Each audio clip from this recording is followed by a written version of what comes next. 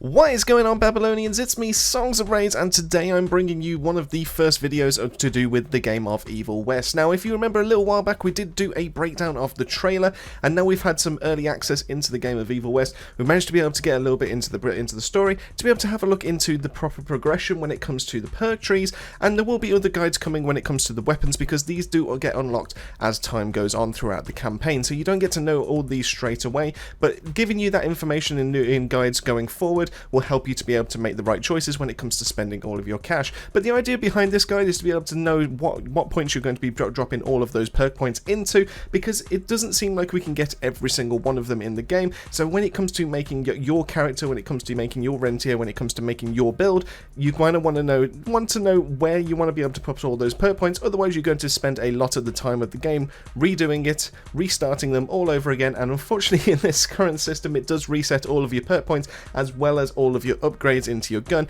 at the exact same time, and there's no separation to it, so you'll spend quite a bit of time being able to reallocate all of those. So before we get any further, make sure you have dropped a like and subscribe, especially if you're looking forward to a lot of Evil West content, and hopefully this video is something that you do enjoy. But so let's get right into it, and let's start with having a look at the perks. So when it comes to this game, we do have two separate perk trees. Now, the first one is going to be for the Gauntlet, and the second one is going to be for your secondary utility, which is called the Zapper. Now, the Zapper is something, while you do get a little bit later on into the campaign, it was something that was leaked and shown off in the gameplay, especially in those gameplay trailers that were leaked, or shown over on their YouTube channels and over on their socials. So it's not really technically a spoiler, but just know that you don't get this given to you straight away. You do have to earn this through playing through the campaign. So we're going to cover the Gauntlet first. So the first move that we do get to have a look at is the kickoff, and you can see how the tree progresses from this through the use of their line, and how this kind of works is to be able to get some of the later points, you do need to be able to progress through that same category. So that line is very indicative to be able to show you what you need to be able to do to be able to get those all leveled up. Now also some of these higher perks as well will be locked behind levels as well, so you can't get these straight away. You will need to be able to progress through certain parts of the story, through the campaign, beating up enemies, progressing through the campaign to be able to earn that XP to then level up, and then when you hit a certain level threshold, it will unlock those for you. So the first move that does come with that is Chain of Command. This is the first perk, and what this means is chaining the next melee combo attack right when the previous one connects, deals an increased 30% damage and makes the next punch faster. So this is really good if you're into, similar to like how we've had in Devil May Cry, and we've had it in other games as well, where if you have to, where you time your slashes or you time your melee hits right, it will allow you to be able to, rather than just being purely spammy, you're able to get rewarded for having that proper timing. And this is a really good perk, but I do find myself, especially in this game, I tend to actually end up spamming the hell out of the melee button. So this one doesn't really, is kind of like a waste on me personally, but I know a lot of you out there will be able to get that timing down perfectly, and I do recommend that you do pick this up. Being able to have an increased 30% damage on all of your attacks, especially if you get that timed all correctly, is going to be massive when it comes to this game. To be the faster you can get the melee combos done out the way, the better you are when it comes to survival. Going from that into the exact same tree, we do have Bait and Switch, where dodging sideways or backwards to avoid enemy attacks does not interrupt the melee combo that's currently in progress and increases the area of effect damage of the next punch. So you're able to, essentially, when you get ganged up on by multitudes of enemies, you're able to still use your dodge button to not be able to interrupt your combo, and you're able to finish that off as if you normally were if you weren't dodging in the first place. So this gives you that nice momentum, and especially if you do tie this in with Chain of Command, it's a really nice way to be able to get that maximum amount of damage, especially when we go into the next one, which is Punchline, where after finishing the entire melee combo, the next one starts with a powerful transition attack, which additionally grants a high amount of energy. So this is why you want to be able to keep your combo going, to be able to get that last melee hit in, and that will give you a massive amount of energy going forward, and that you can use for other abilities. So that's the first tree when it comes to the Gauntlet. So let's move down to the second one, which is going to be the uppercut. Now the uppercut, you basically hold your main button. In this case, because I'm playing on PC, it is my left mouse click, and you perform an uppercut with your Gauntlet, and it sends pretty much most of the enemies, apart from some of the heavier units, flying into the air, and then it gives you some other combo potential from that. So the first one we do have is Icarus, which we have seen in the trailer breakdown, and what this does is killing a mid-air enemy has a 100% chance of dropping the energy pickup. This is massive. I highly recommend recommend that pretty much every single build does pick this up, because having a constant supply of energy keeps you topped up. It gives you access to some of your strongest moves when it comes to this game, and being able to give yourself all of that, to be able to kind of impact when you do get those drops is huge. So I highly recommend that you do get Icarus, and this normally triggers quite often, because I've found that when it does, when you do some of your finisher moves and some of them get thrown into the air, that also counts towards Icarus, and that means that you also do get some of your energy pickups towards that as well.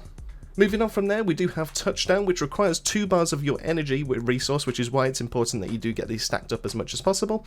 And what this does is when you hold down your melee button, or so in this case left mouse click and S, to be able to attack an enemy, lifting them up and smashing them into the ground, causing a massive explosion, and all common enemies are killed instantly. This is pretty huge, but just know that the radius on this is pretty tight, so you kind of are reliant on being swarmed in the first place to be able to get this to impact. This will do a lot of damage towards elites as well, which is quite nice to be able to see, and it's also one of the flashiest moves that we actually have in this game, so it's definitely one of the more worthwhile ones to be able to pick up. Just know that it does have that energy cost to it. At standard you have 4 bars in total, and you do have the way to be able to increase that up to 5, so it does use quite a bit of your resource at that same time, but just know that if you're able to keep using Touchdown and you're able to keep filling yourself back up with Icarus, then you don't need to worry too much about that. So it's just be a bit more mindful when it comes to your energy resource. And then lastly, we do have Punch the Bunch, which is uppercut and touchdown can now send multiple enemies mid-air, and additionally the Gauntlet and Revolver Juggle effect affects all the mid-air enemies simultaneously. So this is a really nice way to be able to do a bit of crowd control, especially with those smaller enemies, and this will allow you to be able to get even more energy pickups when it comes to Icarus, because you'll be able to take multiple out at once, so you'll get more of those energy pickups as well. All well and good, so let's move on to the next ability, and this is Hero Punch. This is one of my favourite ones because I just love the movement to this. I love the amount of damage it's able to do, and what this is it uses your dodge, it uses your melee, and it uses your forward to be able to close the gap to an enemy and attack immediately. So this is a really nice way to be able to close that gap and to also be able to deal a decent amount of damage. So going from there, we do have Quake Punch, holding V to be able to jump forward and smash the ground with a damaging blast. Nearby enemies take higher damage and are knocked down, and use your movement to be able to adjust the direction of the attack. This is a really nice way, and it does quite a bit of damage. It also stuns a lot of the elite enemies as well, so if you ever find yourself surrounded by more than one elite, which does tend to happen in this game, just know that Quake Punch is a really good way to be able to get yourself out of trouble, to be able to give yourself a little bit of breathing room, because it will deal a little bit of damage, but it will mostly give you a little bit of like an opportunity to be able to get yourself out there and to make sure that you aren't surrounded going forward. Moving on from there, we then have the next version, which is Aftershock, and what this means is pressing V after using Quake Punch will follow up with an even more powerful attack. Notice that the first one, which was Quake Punch, used 1 bar of energy. Aftershock will also use 1 bar of energy, so already we're up to 2 bars of energy. This is a lot of resource, but it does do a massive amount of damage, and it's a really good way to be able to take out multitudes of elites, especially since it has splash damage. It's really good at being able to mop up the smaller enemies, but most of the time you do have better options available to you when it's just purely those kind of enemies. But if you do have a couple of elites mixed in, Aftershock is definitely the way to be able to go, and just knowing that it only uses 2 bars of your energy, which you can quickly refill using things like Icarus, means that it's a really good way to be able to deal that much damage and to be able to chip them down really easily. And then going from there, we do have the final touch, which is chaining with the exact same button once again, so we're pressing 3 times, straight from the Aftershock attack to be able to top off the sequence with a massive explosion, and once again this does a massive amount of damage, and it's a really good way of being able to take out a multitude of enemies, and it really just finishes off that combo in terms of massive amounts of kind of like splash damage, and getting like damages in of itself, and to be able to do some knockdown to certain enemies as well. You'll also notice this one does not mention any kind of energy cost, and that is also true. So therefore, this whole combo, which is 3 massive kind of stomps that does area of effect damage, knockdown, and a decent amount of damage, only costs 2 bars of energy. So just keep that in mind when you do actually go for this, that just if you only have the 1 bar and you do not have the resources, you'll only ever be able to do Quake Punch, but if you do have all of them, you can go all the way to Final Touch, and I highly recommend that you do pick these up, because this is a really good way of being able to get, when you get swamped, being able to get yourself out of trouble. Next one, we do have Cannonball, which is a lot of fun, and the tutorial does a great job of being able to explain this. And the Gauntlet Sheer Force can not only damage enemies, but send them flying. And what this means is when you hold your melee button, while with W for a brutal uppercut, immediately followed by a strong Cannonball punch, enemies that are pushed away can smash into environmental obstacles or into enemies, knocking them over. So in the gameplay in the background, you'll be able to see that you can hit them into like spike cages to be able to do massive amounts of damage. But just keep in mind that this only affects enemies that can be uppercutted in the first place, so you're not going to see this happen with as many elites as well. So this is purely going to be like trash mob kind of enemies. So going from there, we then have our first perk, which is going to be Blasting Impression. What this means is the kickoff and the hero punch abilities deal bonus splash damage to all nearby enemies. You'll notice that this does not impact the current ability that we were talking about, which is the uppercut, but it will in fact go off our first one, which is the kickoff, to be able to interrupt special attacks, and it will also go off our hero punch, which is our jumping forward kind of reaching ability. So this, instead of just being able to impact the one enemy, we're now dealing it to a small kind of splash area to enemies that are also nearby. So if you do have a little bit of need of a little bit of crowd control, this is a great way of being able to do that. I would highly recommend picking this up. I do enjoy, like I said, I use the hero punch quite a lot, and also having that additional splash damage is quite nice as well. It's not like a massive amount, but it does give you like a little bit of a window to be able to deal with the crowd control and everything like that, so it is definitely worthwhile picking up in my opinion. And since we only have the 2 perks when it comes to this tree, the last one is Cannonball Explosion, which is the one that affects this, where all regular enemies explode on impact after being cannonballed. So you can do some real nice damage when you use some of the ads, and you can then use them to be able to set up damage towards elites or other kind of groups of ads as well. So it's a really nice ability. I don't have enough points just yet. I haven't really been messed about with this too much. I'm finding that I'm fighting a lot more elites, so therefore I don't really rate this one when you go into the later game. But as an ability as itself, just as a standalone, it is still pretty nice, and feel free to be able to put that point in there if you do have space, and then move into some of the other categories when you start progressing later on into the game.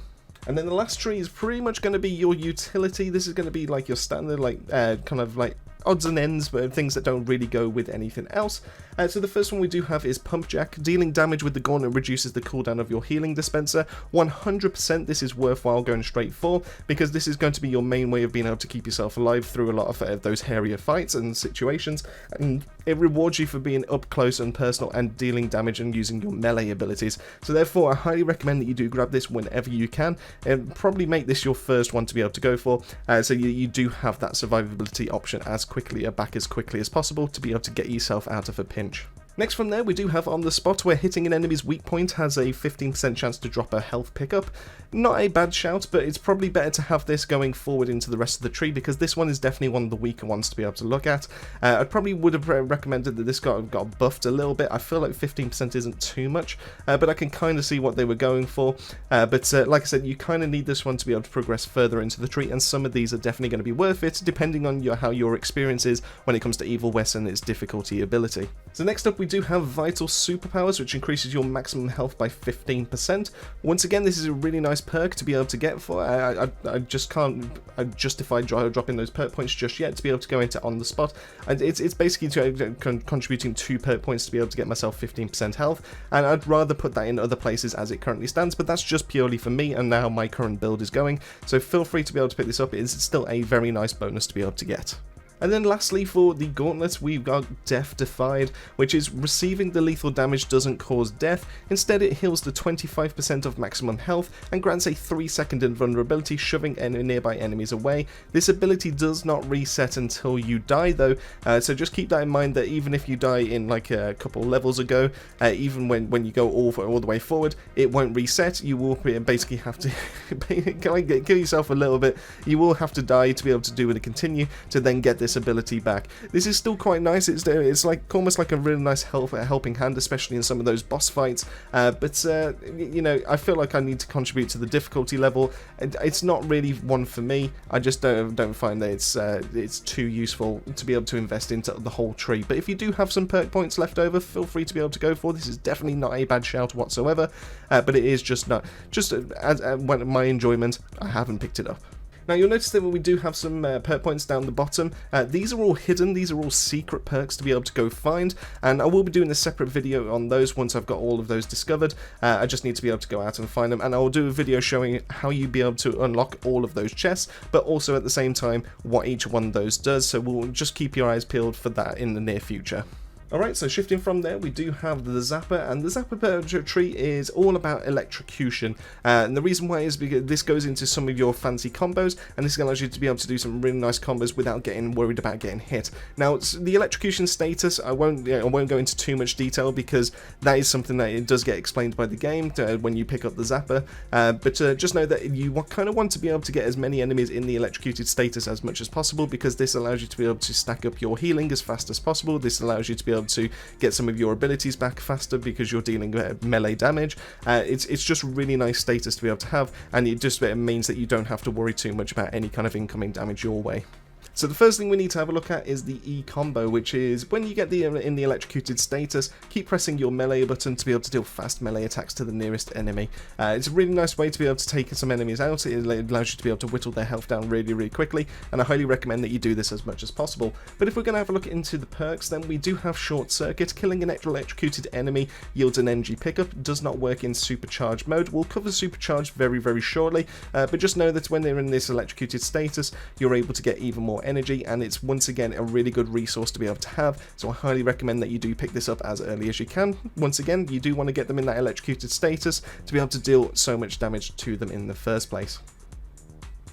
Going from there, we do have wireless transmission, which killing an enemy with an E combo greatly increases the damage of your next 3 melee punches. This works really greatly with some of the Gauntlet abilities, especially when the ones where if you're able to time it and you get that 30% increase on as well, you then have this increase of your damage on your next 3 melee punches if you time it right as well. I once again highly recommend that you do pick this up, because this also goes into pretty much a lot of your abilities, and once again you will be doing a lot of E combos when it comes to this game, so just always basically having that ability always up means in even more damage, you're able to whittle down those enemies even faster, so I highly recommend that you do grab this as well. Next up, we do have E Punchline, which adds a strong explosion around the end of an E combo. This is a really nice way of being able to deal with some crowd control, to be able to give yourself a little bit of space, because while the E combo is really good, it does a lot of single target damage. It doesn't do anything to the other enemies that are stood around you, so you will get pretty much battered by the others while you're going through this combination. So this gives you a way to be able to finish your combo, give yourself a little bit of breathing room, because they will get pushed back a little bit, and then it allows you to be able to set yourself up ready for the next one, or to be able to use some of your gear. And then lastly, we do have Enhanced Combo, where the E combo now contains more punches and speeds it up even more, so it allows you to be able to get that damage in even faster, so you're not as vulnerable when you're doing this combo in the first place, and it allows you to be able to do even more damage. So I highly recommend that if you are going for E combos as much as you are, or like I am, I highly recommend that you do pick this up as well. This will be definitely where my next perk point goes into, so that's definitely one of my favourite ones going into this. Next up, we do have the Zapper pull. Now, I don't really use this too much, but I do think it is a really good tool. And what this means is you usually hold down your block button, which, like I said, the game will cover to be able to explain how the Zapper already works. And you press your back button, and this will any enemies marked with the electrocution thing inside the HP indicator.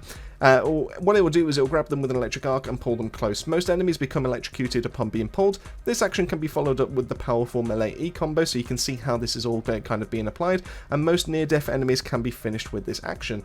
So this is also another really nice thing that the Zapper does offer to you. This works with the pull as well as the dash, which means that if there's any enemies that are in that finisher kind of status where they're flashing, I think it's yellow if I remember right, what this will do is you either pull them to you or you dash to them, and then it instantly goes straight into a finisher to be able to give yourself some nice power-ups and some drops. So it's a really nice way, rather than just manually running up, you're able to manually do that from a distance, basically. So the first perk we do have is the Zapper Slam, where holding down your block button while looking at a mid-air enemy to slam them down into the ground with an electric arc. Slamming enemies creates a small blast, which knocks down other enemies. Now this is quite nice. Once again, this does a bit of damage. It's mostly used for crowd control, but I tend to not use this as much. Most of the time, if I've got an enemy in the air, I will then probably use them as a cannonball, or I'll just be there juggling them a little bit with some pistol action, and then a couple of punches. So I kind of forget about this one, but maybe that's just purely me. Feel free to be able to experiment this out with this one yourself. Next up, we have the wider audience, where the Zapper pull can now grab and electrocute multiple enemies at once. The reason why this is quite useful is because we do have a lot of enemies that stand outside of the zone, or basically the arena that you're fighting in, and they stand up high, and they then start chucking projectiles at you. The idea is to be able to get them off there as quickly as possible, to be able to get them into the fight, so you can then use some of your melee combos, rather than being able to whittle them down with some of your guns. Because some of them are stood so close, you can use the wider audience rather than manually pulling one by one. You can just do the one and you've pulled all of them there, and then they're pretty much within melee distance and you're ready to be able to wreck them just from that. So I do think wider audience is a lot of fun. I do think it's probably one of the better ones there, at least in my playstyle. But you know, if you don't use the Zapper pull, then this is going to be a wasted perk. So I do think that maybe you could probably put it elsewhere, unless you are planning to be able to use the Zapper pull more than the push. And go from there, we do have Slam the Fan, which is the Zapper Slam can now affect multiple mid-air enemies and deals increased blast damage proportional to the number of bodies slammed.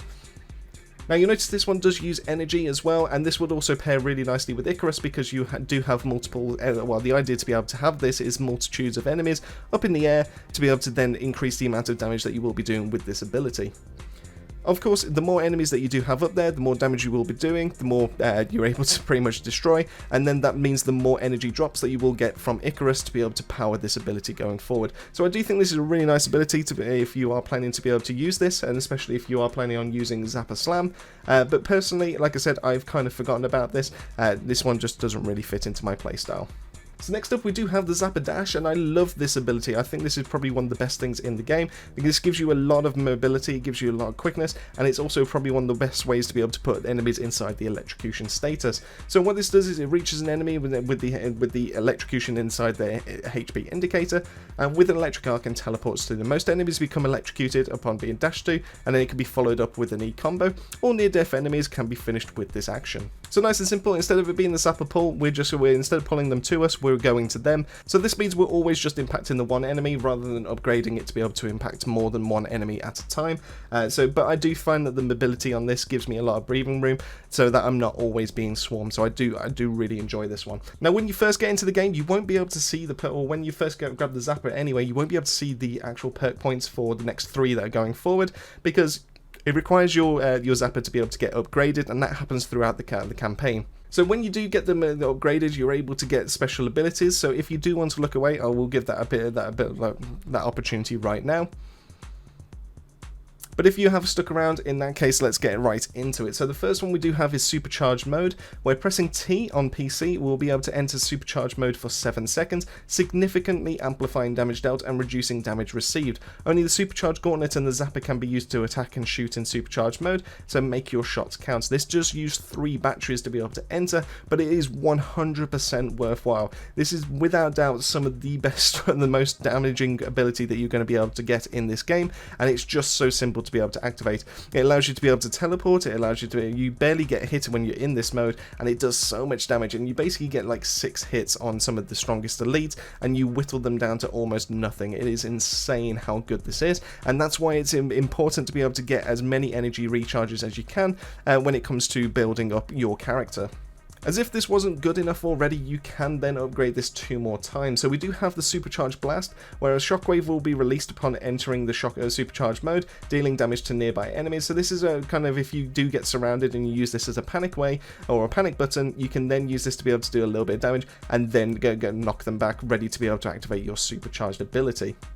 And then lastly, we do have the Very Very Frightening, which is quite clearly a reference to Queen songs, which requires 4 batteries instead, where lightning bolts are spawned upon during supercharged mode and can randomly damage enemies. So this is another really good way to be able to inflict a decent amount of damage when you're already in such a high DPS kind of phase, and this really helps to be able to whittle down those elites even more. It also does a really good job of being able to take out some of the trash mobs that are around as well.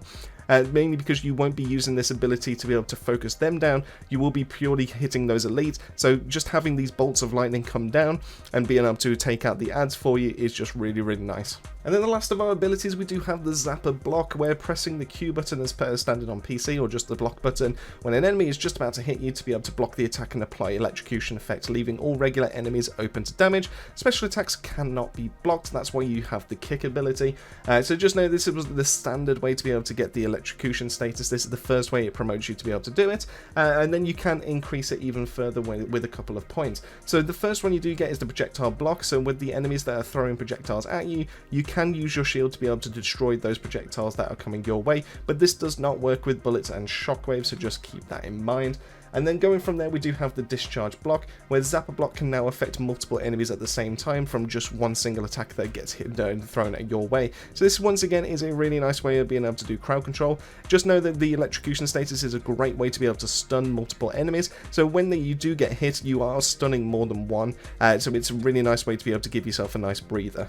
And then lastly, the next tree is just purely going to be, once again, utility based. We do have 4 perks to be able to pick up from there. So the first one is Pick It Up, where all pickups are now collected from a much wider distance. I don't really rate this one. In fact, if anything, I kind of want this one to not really be there. But you do have to be able to grab this to be able to progress further into the tree. And some of these ones are really, really nice. So the next one we do have is Extra Juice, where your maximum energy is increased by 1 additional battery. So that allows you to be able to have a little bit more freedom when it comes to your abilities, and to be able to stack up even more, ready to be able to go into the next fight. We do have On a Roll, where you get a battery back with every 5th Gauntlet finisher executed. So this is a really nice way. It's just kind of like, as you do your thing and as you go around killing things and finishing them off, you do get an additional extra battery, so then you get most of your abilities back a little bit faster. And then lastly we do have Blood and Thunder, where the Zapper slowly drains health in exchange for energy. It takes 30 seconds and 50% of maximum health to load 1 energy segment, so be careful, the bleeding can be lethal. I don't think it really goes without saying that I don't really rate this one. The fact that it takes 50% of your health to be able to charge one of your batteries is just not a good trade-off whatsoever. And the fact that it takes 30 seconds as well is insane. I don't understand why it takes so long. I know there's a lot of like investigating, I know there's a lot of exploration, and there's a bit of downtime in between, but the fact that this can be lethal is just insane to me. The fact that there's a chance that if you don't go around and you don't get into a battle within a certain amount of time, that you can then potentially kill yourself. It just baffles me. I don't recommend picking this one up in this current state. I'd like to see this potentially get a change down the line in the near future. And once again, the last 4 that you can see at the bottom will be covered in their own separate video, being able to explain how to get them and what's so special about them. Just know that a couple of these are really, really good, especially ones that you can see highlighted. I would highly recommend having a look out for those and being able to pick those up. But once again, that is coming in a separate video. And there you go, that is every single one of the main branches when it comes to the perks and the perk trees when it comes to Evil West. Let me know in the comment section down below what is your favourite. And once again, let me just remind you to be able to subscribe for more Evil West content coming your way. Massive thank you for making your way to the end of the video. Massive thank you to the Babylonian family, as always, for their continued support. It really does help the channel out. And that just all leaves me to say, keep yourselves safe, keep yourselves well, and I'll see you all on our next video.